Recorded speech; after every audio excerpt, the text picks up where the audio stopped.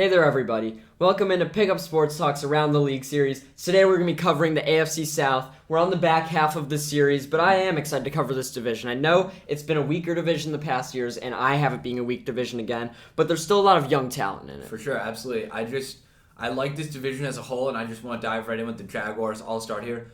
My expectations for the Jaguars are a bit all over the place. I think Trevor Lawrence is going to have a developmental year. I think bringing Doug Peterson was a good move for them. I think the Christian Kirk contract, they signed wide receiver Christian Kirk for $72 million over the span of 4 years, was a massive overpay. For sure. With that being said, I think now they feel a level of pressure to implement him in the offense.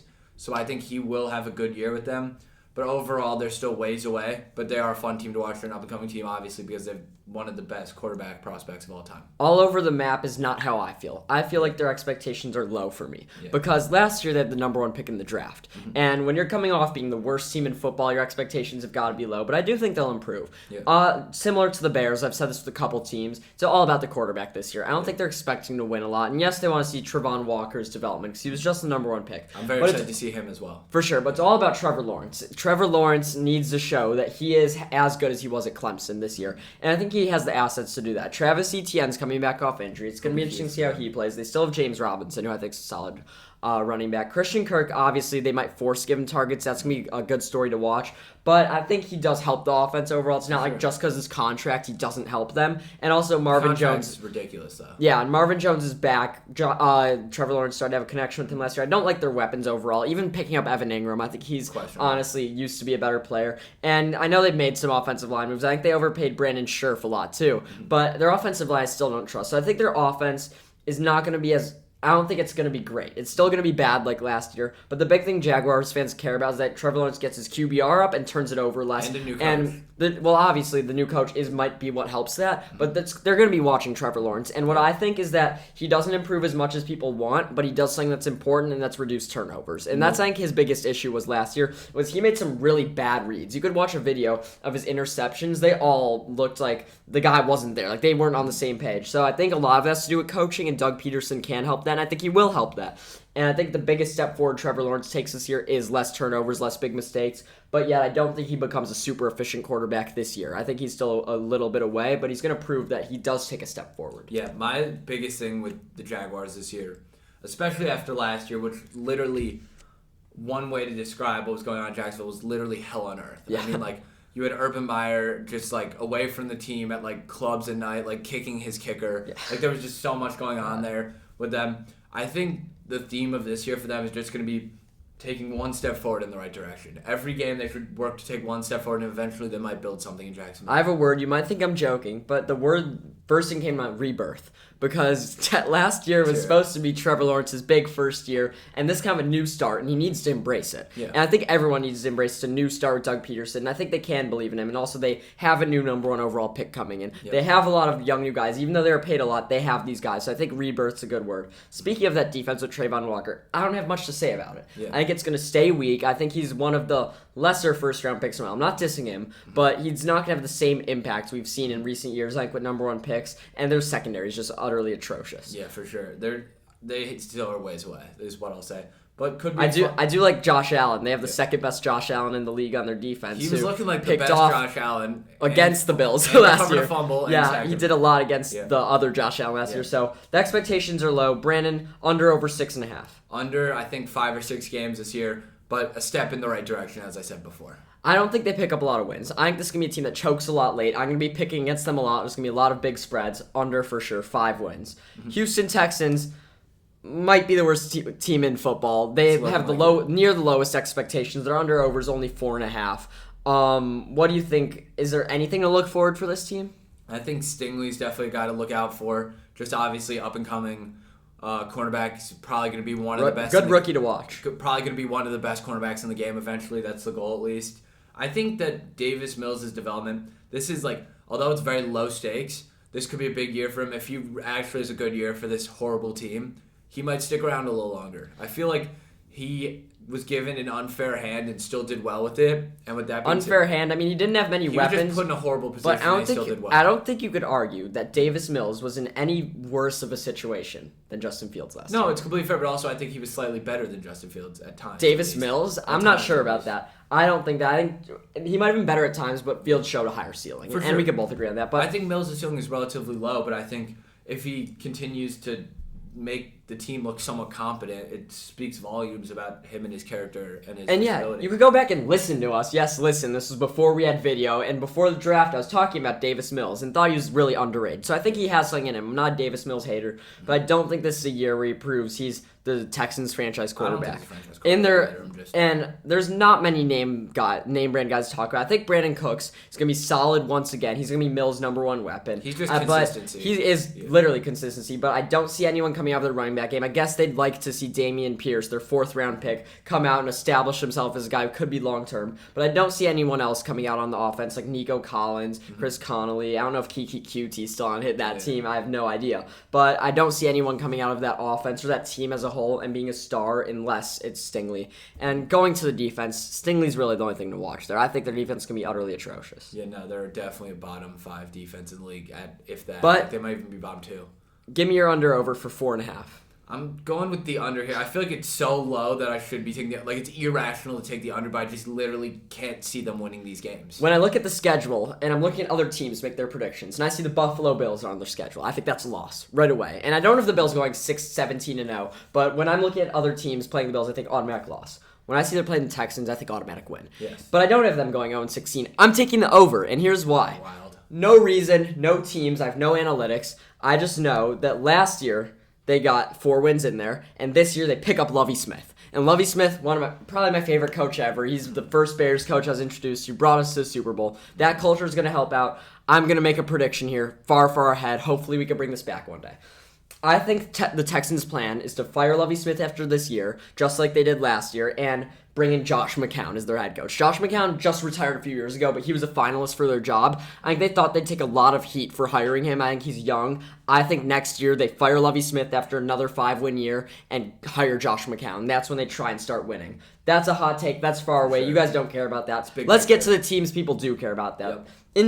Indianapolis Colts. I'll let you start here. Should have been a playoff team last year. Carson Wentz choked. Now they pick up Matt Ryan. Before I go, what are their expectations, you think? Don't say what you think they're going to do. Just what do you expect? Expectations are pretty high for them. I mean, they brought in a quarterback who I think is above average. I mean, this is a guy who brought his team to the Super Bowl and won an MVP in the last half decade, maybe decade, I don't know. A lot changes in a half a decade. A lot changes in half a decade, but with that being said, Matt Ryan was never some transcendent talent. He was a guy that worked in a system super well. Now in a system that's made for a guy like him to succeed. I think this goes well for them. I think they'll have a good year. Jonathan Taylor is obviously probably going to wind up top 3 running back in the NFL. One of the best O-lines I've seen in my entire time of watching football. And by the way, their O-line, everyone's just so used to it being great because Quentin Nelson's labeled as best offensive weapon. They did take a step back this year. I don't think they're going to be top 5, top 3. They're elite, but I still think there's teams better out there like the Eagles ahead of them. I was going to say, but over the past, let's say, 3 years, their O-line's been the best. Like, they've had an O-line consistency that was better than any other team I've seen. Additionally, their defense is one of the best in the league. I think they still have DeForest Buckner, Shaquille Leonard, Darius Leonard now goes by. Shaquille Leonard, so you got to go with that. And how about they sign Yannick Ngakoue? They have a great underrated. And Kwity Paye, so much there. So I'll talk about the Colts now. Go watch our NFL Hot Takes video. You'll see me dive deeper into this than I will right now. He's in love with this team. The 3 teams I'm following this year: Eagles, Vikings, Colts. I think the Colts get 12+ wins. I think they run away with this division. I think they have a chance at the bye in the AFC. I have them probably being a 2 or a 3 seed, but here's why. Matt Ryan, I think, is less than you said he would be. I think he's below average. I think he's about average. He had a bad year last year, but he is the definition of systems quarterback. Look at Colts teams the last few years. They were good with Wentz, should have made the playoffs. They made the playoffs with Phillip Rivers at age 38 or something. They almost made it with Jacoby Brissett. And now they upgrade all of those with Matt Ryan. They have the best running back they've had ever in Jonathan Taylor in all those years. I mean, probably the best running back they've had since Edgar and James. And Michael Pittman, I think, is going to take a huge step forward. I love Michael Pittman. They still have that offensive line, and I think everything is lined up perfectly to work this year. As you said with that defense, Kwity Paye, DeForest Buckner, and Yannick Ngakoue on that line with Shaq Leonard as a linebacker. He's kind of the captain of that team. I see it. Plus, they picked up Stephon Gilmore. I don't know if he still has it in him, but that's an interesting piece to watch. He'll be good for them. That is why I love the Indianapolis Colts this year. I think they're going to pick up a lot of wins. Like, they're going to win close games, and they're going to be a dangerous team. I don't think they win more than a playoff game, but this regular season, they're going to be a team that starts off hot. You see teams that you don't expect. Like 2 years ago, the Steelers started 8-0, and everyone still thought they weren't a great team, but they started 8-0. I think that the Indianapolis Colts have a chance. I don't have their schedule up right now to start with a really, really hot. Mm-hmm. So I see them as a good regular season team. Sure. Is basically to sum up. Yeah, another guy I completely forgot about, actually from Illinois, Alec Pierce. He's their wide receiver too. They got him out of Cincinnati. I think he was super underrated. Fell in the draft to like late second round. He could be a guy to look out for sure. I think he's a dynamic wide receiver who's showing a ton of potential. And by the way, it just occurred to me, they have Kiki Cutie, the Indianapolis Colts. So it's a guy who I thought would make a difference with Texans, helping a division foe. So, Brandon, I obviously have the over. What do you have, though? 9.5 is the over-under. I'm going way over. I'm saying at least 10 games, so I have the over as well. I think this is a team, like you said, the top half, or the bottom half of this division, rather, is poverty. Like, literally, the two first teams we mentioned, like, I like them for the future, but they're not good teams. You have them at 5 and 4 wins, respectively, if that. So, let's move on to the Tennessee Titans, who won the division last year at 12 wins. Yep. But yet, their under-over this year's 9.5, which I think is honestly almost generous. It's definitely fair because they lost A.J. Brown, and willfully they traded him away. It's not like they lost him in free agency. Mm-hmm. Tannehill, who knows what he's going to have this year. He looks like he took a step back last year. So I think their expectations this year are to make the playoffs. I think that's what Titans fans want. I don't think it's realistic. That's like a fingers crossed situation. And I don't think it's realistic. I don't have them in the playoffs. I'm going to spoil it. But I think after winning 12 games last year and only losing a receiver, and by the way, they have 2 great replacements. They might be better off with Woods and Burks than one A.J. Brown. Well, Woods still recovering. But I love Burks. I was saying, like, I have him. I think he should be the favorite for Rookie of the Year. Yeah. I have it being Chris Olave, but I think Burks should be the favorite. I have him as my runner-up. He's the most logical. And they have the best running back in football. King Henry, I have coming back hot this year. So why wouldn't they be expected to make the playoffs after all that? I just think that Tannehill, if he keeps regressing at the rate he's going to be, he won't even be a starting level quarterback a year from now. Do you think he's going to get Tannehilled again with a rookie quarterback like he did in Miami? I wouldn't be shocked, honestly, especially after like the disrespect he was giving Malik Willis. Like, I don't know if anyone... Looked fine that preseason game. We haven't talked a lot about preseason because I think it doesn't mean anything. But he was running around there getting... No, but the one thing I do want to say is, I don't know if anyone even remembers this, but like a few weeks ago, or probably a few months ago now, so a reporter asked Ryan Tannehill, like, what do you think about developing Malik Willis? Seems like it's not my job. Yeah. So I think Malik Willis is secretly taking note of that and making sure he beats out Tannehill for the starting job eventually this year. With that being said, I don't think it happens this year, but I just don't see Tannehill. A lot of people saw Tannehill as like one of the like. He's one of those ultimate system QBs. Yeah. A lot of people saw him as like a Pro Bowler going into last year. I don't see him as a Pro Bowler going into this year whatsoever. After all signs are pointing to him regressing. Yeah. So I'd like to move on to defense. I'd like to say one more thing before we move to defense. Their offensive line's pretty weak. Taylor Lewan is so injury prone. It seems like a lot relies on him. He got hurt last year, and then everything's what seemed to go downhill.